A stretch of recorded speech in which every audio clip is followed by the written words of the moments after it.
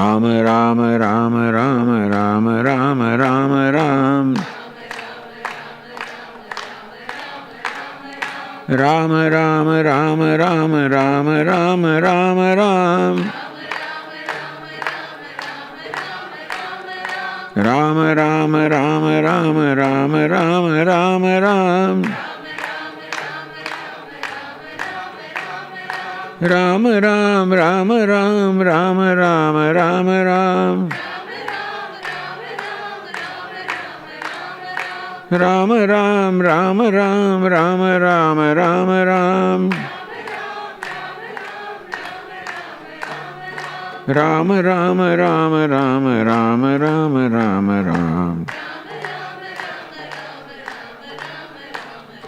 Rama Rama Rama Rama Rama Rama Rama Ram. Rama Rama Rama Ram. Rama Rama Rama Ram.